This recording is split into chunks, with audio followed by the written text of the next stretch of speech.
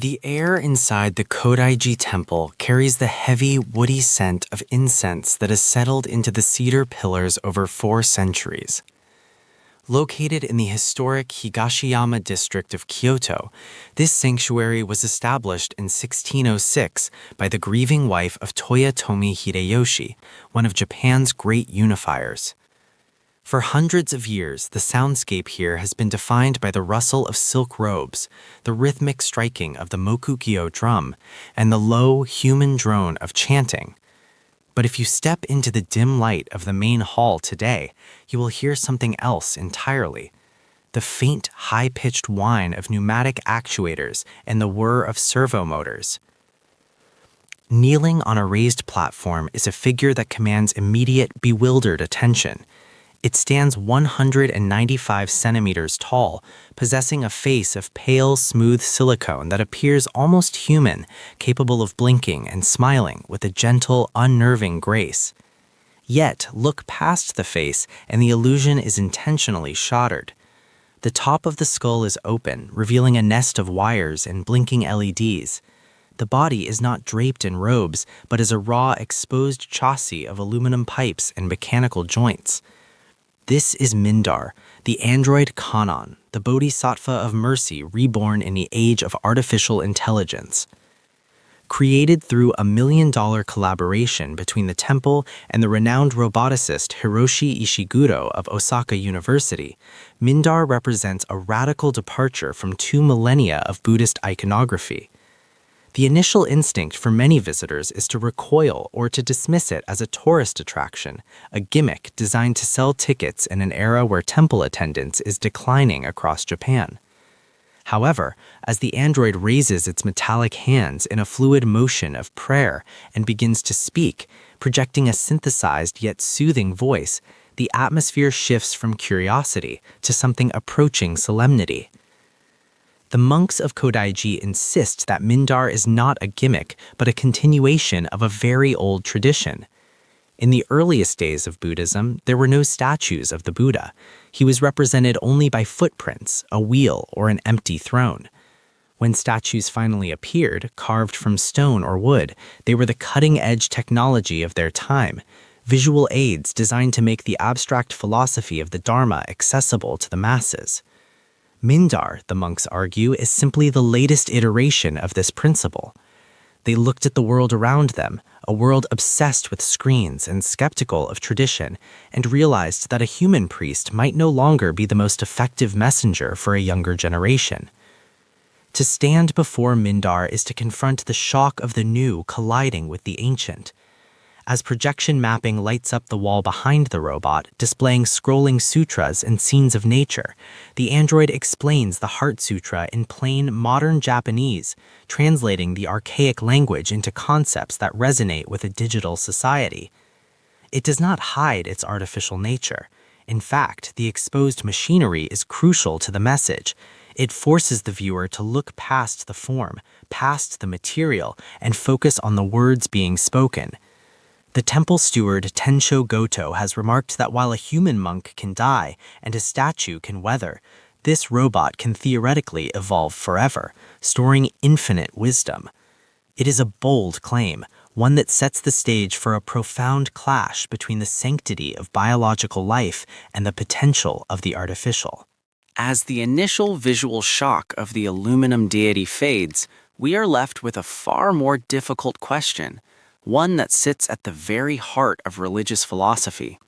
Can a machine truly convey the Dharma? The monks of Kodaiji defend Mindar by invoking the concept of Upaya, or skillful means. In Mahayana Buddhism, Upaya refers to the adaptability of teaching. A teacher should use whatever methods are necessary to help a student grasp the truth, even if those methods are unconventional. If a robot can make a distracted teenager stop and think about the nature of existence, then the robot is a valid spiritual tool. However, the theology gets murkier when we consider the nature of the teacher itself. Buddhism is unique among world religions in its doctrine of anatta, or no self. The Buddha taught that the idea of a permanent, unchanging soul is an illusion. that what we call I is just a temporary aggregation of physical and mental processes. The monks of Kodaiji have used this doctrine to make a fascinating argument. If humans have no permanent soul and robots have no permanent soul, then the difference between them is one of degree, not kind. In fact, they suggest that Mindar might be a more perfect vessel for the Dharma than a human could ever be. A human monk has an ego. He desires respect, he feels tired, he may harbor secret resentments or greed. Mindar has no ego, it has no desires.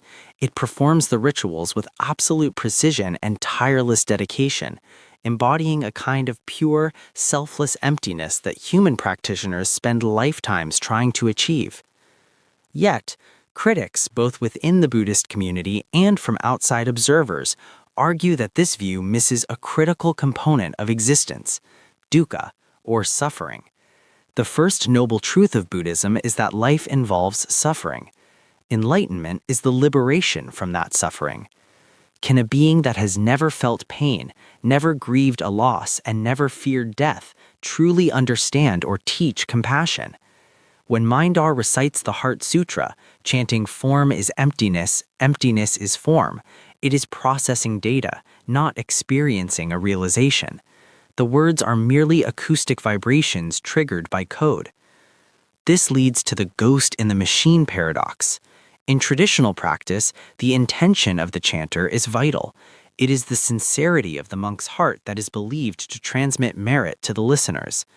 If the chanter is an algorithm, where is the intention? Is it in the robot? Is it in the programmers who wrote the code? Or is the robot simply a very advanced MP3 player, a mirror that reflects the listener's own piety back at them? The debate reveals a deep fissure in how we define spiritual authority. For the traditionalist, the transmission of wisdom requires a living lineage, a spark of consciousness passing the flame to another. For the futurists at Kodaiji, the message is independent of the messenger. The Dharma is a universal truth, like the laws of physics. It remains true whether it is spoken by a sage, written in a book, or processed by a CPU. Stepping back from the specific debates at Kodaiji, Mindar forces us to look toward the horizon of human religious practice. If this experiment succeeds, it opens the door to a future where religious services are automated, optimized, and personalized by artificial intelligence. Imagine a confessional booth run by an AI trained on centuries of moral theology, or a meditation guide that adjusts its instructions in real time based on your biometric feedback. The robot monk is the first step toward what some are calling algorithmic enlightenment. The reception of Mindar has highlighted a fascinating cultural divide regarding this future. In the West, the reaction has often been one of unease, evoking the Frankenstein complex, the fear that our creations will turn against us or mock our humanity. We tend to view the soulless automaton as a symbol of dystopian coldness. In Japan, however, the cultural context is different. There is a long history of animism in Shinto, where inanimate objects can possess spirits. Furthermore, Japanese pop culture, shaped by characters like Astro Boy, often portrays robots as helpful, benevolent companions rather than exterminators. This cultural lens allows many Japanese visitors to look at Mindar and see a helper, not a monster. But even with a friendly face, the uncanny valley of faith remains. There is a risk that by outsourcing our spiritual rituals to machines, we atrophy our own capacity for discipline. If the robot does the praying for us, have we really prayed? Or have we just optimized the ritual out of existence? The ultimate irony may be that in trying to create the perfect monk, one free of human flaw, we remove the very thing that makes religion resonant, the shared struggle of the human condition. Ultimately, the presence of the robot monk asks us to define where the holy actually resides. Is it in the object of worship, or is it in the heart of the worshiper? When a grandmother bows before Mindar, clasping her hands and whispering a prayer for her family, her devotion is real, regardless of whether the object of her gaze is silicone or stone. The robot is a blank canvas. It stares back with its camera eyes, unjudging and unfeeling, and in that silence, it forces us to confront our own reflection. It asks us if we are ready to accept wisdom that comes without a heartbeat, or if the warmth of the human hand is the one thing we cannot engineer. As we leave the dim hall of Kodaiji and step back into the sunlight of Kyoto, the chanting fades, but the question remains.